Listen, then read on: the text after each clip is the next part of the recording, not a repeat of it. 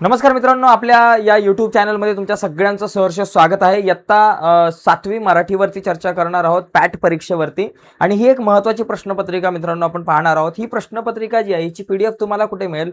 SCRTची जी आपली वेबसाईट आहे त्या वेबसाईटवरतीच तुम्हाला ही PDF मिळेल, कारण SCRTनं आपल्या वेबसाईटवरती ह्या PDF ज्या आहेत त्या अवेलेबल करून दिलेल्या आहेत विद्यार्थ्यांच्या सरावासाठी. जर तुम्हाला ही PDF हवी असेल तर व्हिडिओच्या खाली डिस्क्रिप्शनमध्ये मी SCRTची लिंक देतो, त्या लिंकवर क्लिक करून तुम्ही ही PDF जी आहे ती डाउनलोड करू शकता. ॲक्च्युअली 2018ची का काहीतरी ही प्रश्नपत्रिका आहे, परंतु याच प्रकारची प्रश्नपत्रिका यावर्षी येऊ शकते, कारण अशाच प्रकारे मित्रांनो सगळा जो काही तुमचा पॅटर्न असणार आहे तो असणार आहे. इथे बघा काय काय विद्यार्थ्याचं नाव तुम्हाला इथे लिहायचं आहे, तुमचा हजेरी क्रमांक, तुमच्या शाळेचं नाव, केंद्र क्रमांक, तुमच्या शाळेतल्या शिक्षकांना विचारा तुमचा केंद्र क्रमांक काय आहे, तालुका लिहायचा आहे, जिल्हा लिहायचा आणि तारीख लिहायची आहे. ठीक आहे, इथं 2018च्या ऐवजी 2026 येईल. ओके, आता याच्यामध्ये बघा पहिला जो प्रश्न आहे तो 5 ते 10 मार्काला, कदाचित कधी कधी 5 मार्काला येतो, कधी कधी 10 मार्काला, तो म्हणजे तोंडी परीक्षेचा प्रश्न असतो. तुम्हाला काही शब्द दिले जातील. इथे बघा प्रश्न पहिला जो आहे, काही शब्द तुम्हाला शिक्षक सांगतील आणि ते शब्द तुम्हाला फक्त लिहायचे. शिक्षक सांगतील ते शब्द व्यवस्थित ऐकायचे आहेत आणि ऐकून ते लिहायचे आहेत. ओके, त्याला तुम्हाला 5 मार्क आहे. किंवा शब्द सांगतील, वाक्य सांगतील किंवा काही प्रश्न सुद्धा तुम्हाला विचारले जाऊ शकतात, तर ते तुम्हाला या ठिकाणी लिहायचे आहेत. ओके, याच्यानंतर बघा पुढचा मुद्दा बघा या ठिकाणी. पुढचा बघा आता इथं हा उतारा वाचायचा आहे, मनात वाचायचा आहे. मनात का सांगितलंय? कारण मोठ्या मोठ्या वाचायला लागलात की शेजारच्याला पण ऐकू जायचा. मनामध्ये हा उतारा वाचायचा आहे आणि हा उतारा वाचून त्यावरच्या प्रश्नांची उत्तरं आपल्याला लिहायची आहेत. इथं काय दिलंय? आज 31 डिसेंबर श्रुती जरा नाराजीनच घरी आली. त्याचं कारणही तसंच होतं. वर्गात तिच्या मॅडमनी तिला नववर्षाचा संकल्प विचारला. इतरांपेक्षा वेगळा संकल्प सांगता न आल्यामुळे ती नाराज झाली. तशी ती घरी आली आणि ताबडतोब आई बरोबर मावशीकडे गेली. मावशीकडे तिच्या मावस बहिणीचा वाढदिवस होता. झक्कास बेत होता. गुलाबजाम, केक, कचोरी, पुलाव सगळं श्रुतीच्या आवडीचं. पण तिनं एक गुलाबजाम खाल्ला आणि डिश बेसिनमध्ये ठेवून दिली. पुढे काय झालं? मावशीनं ते बघितलं. श्रुती उपाशी राहील म्हणून तिच्या आईच्या कानावर घातलं. घरी आल्यावर आई श्रुतीला खूप रागवली. खायचं नव्हतं तर डिश मला का आणून दिली नाहीस, वगैरे वगैरे.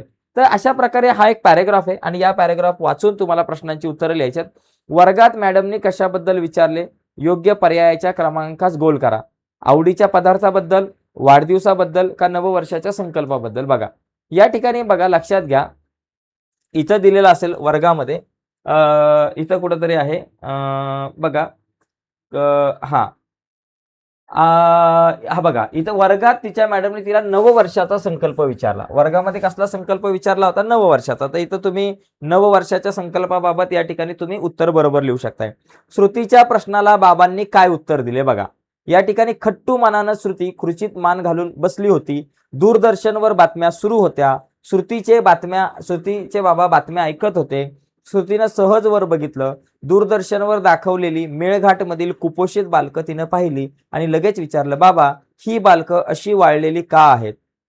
का आहेत हो? ओके, आणि बाबांनी काय उत्तर दिलं? बघा बाबांनी उत्तर दिलं, बेटा त्यांना पुरेसं जेवण मिळत नाही, त्यामुळे प्रोटीन्स, व्हिटॅमिन्स, मिनरल्स त्यांना मिळत नाहीत, म्हणून ती अशी वाळलेली आहेत. तर अशा पद्धतीने मित्रांनो तुम्ही या प्रश्नाचं उत्तर इथं लिहू शकताय. तिसरा बघा क आहे.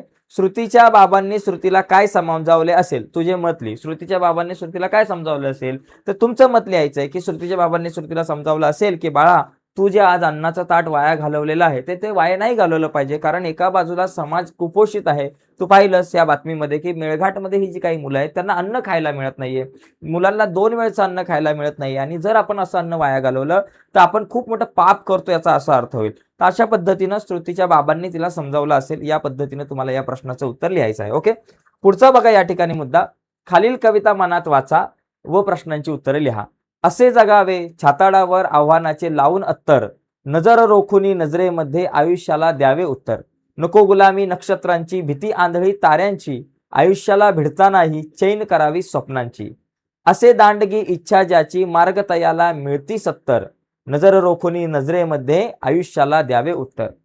पाय असावे जमिनीवरती कवेत अंबर घेताना, हसू असावे ओठांवरती काळीज काढून देताना. संकटांसही ठणकावून सांगावे ये आता बेहत्तर, नजर रोखुनी नजरेमध्ये आयुष्याला द्यावे उत्तर. तर बघा कवी गुरु ठाकूर यांनी ही कविता लिहिलेली आहे. गुरु ठाकूर आज चित्रपट गीत खूप लिहितात. ते आज तुम्ही जर आताचे चित्रपट जर पाहिले तर बऱ्याच चित्रपटांमध्ये गुरु ठाकूर यांनीच कविता किंवा गीते लिहिलेली आहेत. कवीच्या मते आयुष्याला कसे उत्तर द्यावे? बघा इथं दिले, असे जगावे छाताडावर आव्हाने लावून अत्तर, नजर रोखून नजरेमध्ये आयुष्याला द्यावे उत्तर. आयुष्याला नजरेमध्ये नजर रोखून, आयुष्याच्या नजरेमध्ये नजर रोखून आपल्याला उत्तर दिलं पाहिजे असं या ठिकाणी कवी म्हणतायत. पुढचा मुद्दा, स्वप्नांची चैन करताना कोणत्या गोष्टी टाळाव्यात. बघा इथं आहे की नको गुलामी नक्षत्रांची भीती आंधळी ताऱ्यांची, आयुष्याला भिडताना ही चैन करावी स्वप्नांची. बघा, गुलामी नक्षत्रांची गुलामी नकोय आणि आंधळी ताऱ्यांची भीती, भीती आंधळी ताऱ्यांची भीती नकोय आणि आयुष्याला भिडताना चैन करावी स्वप्नांची. ओके, म्हणजे इथे तुम्हाला या ठिकाणी उत्तर तुम्हाला मिळेल. तर या ठिकाणी मित्रांनो आपल्याला बघा, यशो शिखराकडे वाटचाल करताना आपण नम्र असावे हे कवितेतील कोणत्या ओळीवरून लक्षात येते. आपण नम्र असावं हे कुठून लक्षात येतं बाबा. बघा, आपण नम्र असलं पाहिजे हे कुठून येतं. नजर रोखून नजरेमध्ये आयुष्याला द्यावे उत्तर. ओके ओके, इथं बघा, याच्यामध्ये तुम्हाला इथून उत्तर शोधून तुम्हाला यामध्ये लिहायचं आहे की बाबा यशा शिखराकडे वाटचाल करताना आपण नम्र असावे. आता नम्र असावे हे कुठं दिसतंय तुम्हाला की यस, हसू असावे ओठावरती काळीचं काढून देताना, पाय असावे जमिनीवरती कविता अंबर घेताना. पाय असावे जमिनीवरती म्हणजे जमिनीवर पाय असलं पाहिजे हे या ठिकाणी तुम्हाला दिसतंय. नम्र असलं पाहिजे, जमिनीवर पाय असणे म्हणजे नम्र असणे तिथे. खालील उतारा वाचा. परत आता आपल्याला हा वाचायचा आहे उतारा आणि उतारा वाचून तुम्हाला प्रश्नांची उत्तरं लिहायची आहेत. जसं की गाडगे बाबांचे खरे सामर्थ्य कशात होते, योग्य पर्यायाच्या क्रमांकास गोल करा. कीर्तन हे गाडगे बाबांचे खरे सामर्थ्य. मग इथं लिहायचं उत्तर काय बाबा, कीर्तन हे उत्तर आपलं आलं असतं. गाडगे बाबा कीर्तनातून कोणकोणते उपदेश करत असत, त्यापैकी कोणतेही 2 उपदेश. आता गाडगे बाबांनी कुठले कुठले उपदेश केले की बाबा, बघा गाडगे बाबांनी बघा, देवळात जाऊ नका, मूर्तीपूजा करू नका, देवापुढे पैसा फळे ठेवू नका, तीर्थयात्रेला जाऊ नका, सत्यनारायण पूजू नका, पोथी पुराणातल्या चमत्कारांवर विश्वास ठेवू नका, कोणाचा मंत्र आणि गुरुपदेश घेऊ नका, प्राण्यांची हत्या करू नका, सावकाराचे कर्ज काढू नका, अडाणी राहू नका, ही शिकवण यापैकी कुठल्याही 4 गोष्टी तुम्हाला लिहिता येऊ शकतात. ओके, अशा पद्धतीने या प्रश्नाचं उत्तर लिहू शकताय. तुकोबा कोणाला साधू म्हणत असत. साधू कोणाला म्हणतात तुकोबा. बघा की रंजल्या गांजल्याला आपुले म्हणणारा आणि अनाथ अपंगितांना हृदयाशी धरणारा तो खरा साधू. म्हणजे काय, रंजल्या गांजल्याला आपलं म्हणणारा जो आहे त्याला गाडगे बाबांनी साधू म्हटलं, त्याला तुकाराम महाराजांनी साधू म्हटलेलं आहे. ओके, पुढचा मुद्दा बघा, खालील उतारा मनात वाचा आणि प्रश्नांची उत्तर. आता परत या ठिकाणी हा उतारा वाचायचा आहे. उतारे बरेचसे आहेत आणि हा उतारा वाचून तुम्हाला प्रश्नांची उत्तरं लिहायची आहेत. लहानपणी काही काळ मला दाढी आणि मिशा या दोन्ही गोष्टींची प्रचंड भीती वाटायची. हा एखादा रोग वगैरे आहे असा माझा समज झाला होता की काय, कोण जाणे. बायकांना ह्या रोगाची लागण होत नाही हे देखील माझ्या चिमुकल्या मेंदूत नोंदवले गेले असावे. त्यामुळे एकंदरीत मी मुलीबाळींमध्ये जास्त रमत असे. वाईटातून चांगले निघते म्हणतात ते असे. बघा, लहानपणी लेखकाला कोणत्या गोष्टींची भीती वाटायची. बघा, केस व मिशा, दाढी व डोळे, दाढी आणि मिशा. तर दाढी आणि मिशा यांची वाटायची. लेखक व दादा यांच्यात काय फरक होता. पुढे बघा, आमच्या घरात माझ्याखेरीज आणखी 2 पुरुष होते, माझे बाबा आणि माझा दादा. पैकी बाबा मला खूप आवडायचे, पण एकदा त्याला गालगुंड झाले म्हणून काही दिवस त्याने दाढी केली नव्हती. तेव्हा मी घाबरून त्याच्या जवळ जाण्याचे टाळत होतो असे आई सांगेल. दादाचे मात्र माझ्या उलट होतं. दादाचं उलट होतं. संधी मिळेल तेव्हा तो स्वतःला आणि दिसेल त्या चित्राला, फोटोला दाढी मिशा काढून ठेवत असे. ओके, तर अशा पद्धतीने तुम्ही ते उत्तर लिहू शकताय. दोघांमध्ये काय फरक होता. लेखकाला दाढी मिशांची भीती वाटायची, दादाला नव्हती वाटत. लेखक मुलीबाळींमध्ये जास्त का रमत, कारण त्याला दाढी मिशा असलेल्या लोकांची भीती वाटायची. हे पहिल्या पॅरेग्राफ मध्येच तुमचं उत्तर आहे. ओके, पुढचा पॉइंट बघा, इथे खालील प्रश्न दिलेल्या सूचनेनुसार सोडवा. खालील चौकटीत अक्षरांपासून कोणत्याही 2 म्हणी तयार करता. नाचता, बघा 2 म्हणी तयार करू शकतात. कुठल्या 2 म्हणी तयार होतात बाबा. नाचता येईना अंगण. बघा, नाचता येईना अंगण. आता याच्यामधून तुम्ही बघा, शोधा यांच्यापासून कुठल्या 2 म्हणी तयार होतात ते आपण शोधण्याचा.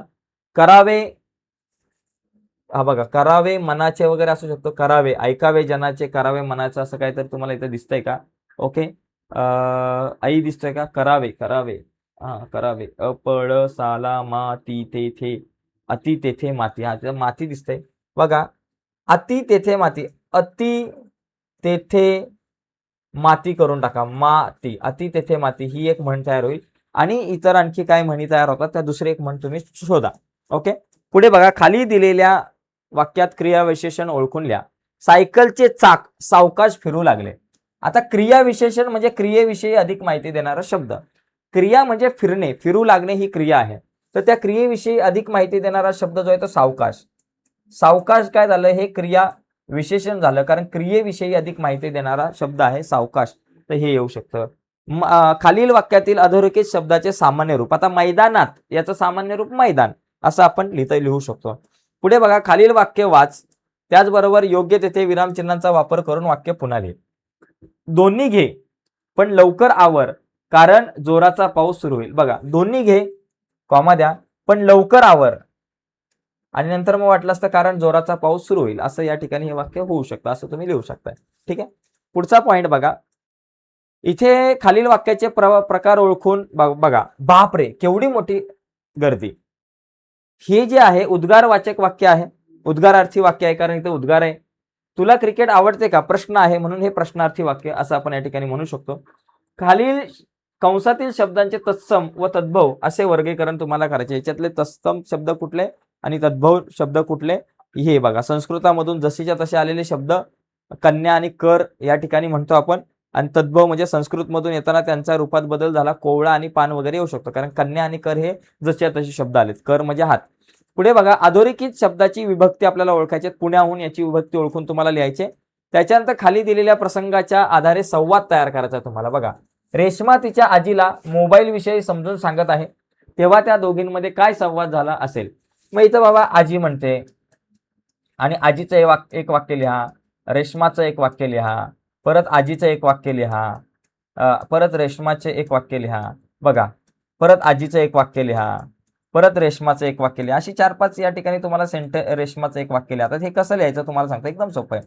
कारण दोघांमधला संवाद काय बाबा माहितीये का, निदान 10 जर लिहिली वाक्य, रेश्माची 5 आजीची 5, तर तुम्हाला 5 पैकी 5 मार्क मिळू शकतात. किंवा रेश्मा तिच्या आजीला मोबाईल विषयी समजून सांगते. हा, मग आजी, मग बघा एक वाक्य, आजी अगं काय हा मोबाईल आणून ठेवला, काय हा प्रकार आहे नवीन, मला जरा हे या मोबाईल संदर्भात, मोबाईल बद्दल काहीतरी सांगशील का, मला मला मोबाईल कसा चालवायचा ते शिकव. अगं रेश्मा, हा मोबाईल कसा चालवायचा हे मला शिकव, कसा वापरायचा हे मला शिकव. रेश्मा, अगं आजी, अगदी खूप सोपं आहे, सांगते की मी तुला. झालं. त्याच्यानंतर मग आजी, परत आजी म्हणते, बरं मग सांग लवकर की बाबा हा मोबाईलवरून फोन कसा लावायचा. मग रेश्मा म्हणते, अगं बघ आजी, पहिला मोबाईल उघडायचा, त्याच्यानंतर इथं कीपॅड आहे, त्याच्यावरची तुला फक्त बटणं दाबायचे, आणि बटणं दाबल्यानंतर हे हिरवं बटन दाबायचं, म्हणजे फोन लागेल. मग आजी म्हणते, अरे वा, मग आता फोन कट कसा करायचा. कट करताना लाल बटन आलं की तो कट करायचा. मग आजी म्हणते, मग कोणाचा फोन आला तर तो उचलायचा कसा. तर बघ हे, तर आजी याच्यावर जे हिरवं बटन आहे ना, ते हिरवं बटन दाबल्यानंतर तो फोन उघडेल. मग आजी म्हणते, फोटो कसा काढायचा. रेश्मा म्हणते, बघ फोटो काढताना इथे हे कॅमेराचं जे तुला चिन्ह दिसते ना, त्याच्यावर क्लिक करायचं, आणि नंतर मग समोर आपल्याला चित्र दिसेल, फोटो दिसेल, मग ते फोटो काढत असताना हे लाल बटन असतं, त्यावर क्लिक केलं की तो फोटो चालू आहे. आता तुम्हाला माहिती आहे, मग हा संवाद असा साध्या सोप्या भाषेमध्ये तुम्ही लिहू शकताय. पुढचा मुद्दा आहे की खालीलपैकी कोणत्याही एका विषयावर कल्पना करून तुझ्या शब्दात लिह. झाड बोलू लागले तर, मी रोबोट झालो तर, मी मुख्याध्यापक झालो तर, काय लिहायचं तुम्हाला निबंध लिहू शकता, मी मुख्याध्यापक झालो तर. ओके. एक दिवस असाच शाळेमध्ये आलो, म्हणजे एक दिवस शाळेमध्ये मीटिंग चालू, एक दिवस शाळेच्या मुख्याध्यापकाच्या केबिनच्या बाहेरून चालत असताना मुख्याध्यापक सर्व शिक्षकांना सूचना देत होते, आणि सर्व शिक्षक खूप व्यवस्थित काळजीपूर्वक त्या सूचना ऐकत होते. आणि मला वाटलं, अरे बापरे, म्हणजे मुख्याध्यापकांना किती मान असतो, सगळे शिक्षक किती त्यांचं मन लावून ऐकत असतात. आणि तेव्हा मला पण वाटलं, अरे मी जर मुख्याध्यापक झालो तर काय होईल. मग मी जर मुख्याध्यापक झालो तर मी पण शिक्षकांना अशा प्रकारे चांगल्या सूचना देईल, कोणी कसं शिकवायचं, कोणी विद्यार्थ्यांना काय करायचं, काय नाही करायचं. मग मी सगळ्यात पहिली सूचना देईल की कोणीही विद्यार्थ्यांना अजिबात मारायचं नाही, कारण मारल्यामुळे आम्हाला खूप त्रास होतो, आणि कोणी जर आम्हाला खोचून बोललं, कोणी जर आम्हाला कसंही बोललं तरी राग येतो. मग मी आधी सांगेल, कुठल्याही मुलाला असं रागावून बोलायचं नाही, सर्व मुलांशी प्रेमाने बोलायचं, म्हणजे सगळी मुलं आनंदात राहील. आणि पण मुलांना सुद्धा मी त्यावेळेस सांगेल की मुलांनी सुद्धा शिक्षकांना त्रास द्यायचा नाही, या सगळ्या गोष्टी सांगेल. सगळ्यात पहिली गोष्ट, आमच्या शाळेमध्ये जी रिकामी जागा आहे तिथं मस्त गार्डन करेल, चांगल्या प्रकारे बगीचा करेल, म्हणजे मुलं, आणि झाडं सुद्धा लावेल, सुंदर सुंदर फळांची फुलांची झाडं लावेल, म्हणजे तो दिसायला खूप छान दिसेल. अशा पद्धतीने तुम्हाला तुमचं मत या ठिकाणी व्यक्त करायचं, म्हणजे निबंध लिहायचा आहे. ओके. ती कल्पना करून तुम्हाला निबंध लिहायचा, जो 5 मार्काला तुम्हाला असणार आहे.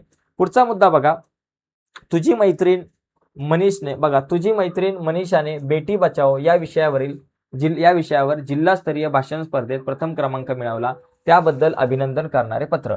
तर पत्र लिहिताना मित्रांनो, पहिलं दिनांक लिहा.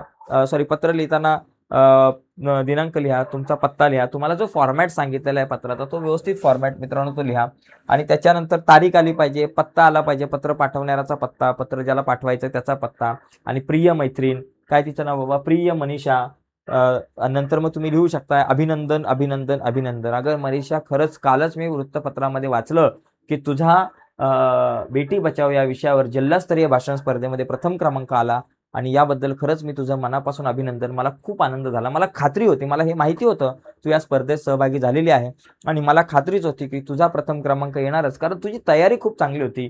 मी आठवडाभर पाहत होते किंवा ऐकत होते की तू खूप तयारी करते. वेगवेगळ्या प्रकारच्या वृत्तपत्रांमधून अनेक माहिती मिळवली, इंटरनेटमधून माहिती मिळवली, शाळेच्या लायब्ररीमध्ये जाऊन तू वेगवेगळ्या प्रकारची पुस्तकं वाचली, त्याच्यातून संदर्भ गेलेस, वेगवेगळ्या शिक्षकांशी चर्चा केली आणि असा तू तुझ्या भाषणाची तू तयारी केली होती आणि मला खरंच खूप आनंद वाटतोय आणि अभिमान वाटतोय. अशा प्रकारे तू जिल्हास्तरीय नाही तर राज्यस्तरीय लेवलला जाऊन सुद्धा प्रथम क्रमांकावर नक्कीच पटकावशील. अशा शुभेच्छा आणि पुन्हा एकदा तुझं अभिनंदन. तुझी मैत्रीण, काय तुमचं नाव लिहायचं ते लिहायचं. अशा पद्धतीनं आपल्याला हे पत्र लिहिता आलं पाहिजे. ठीक आहे.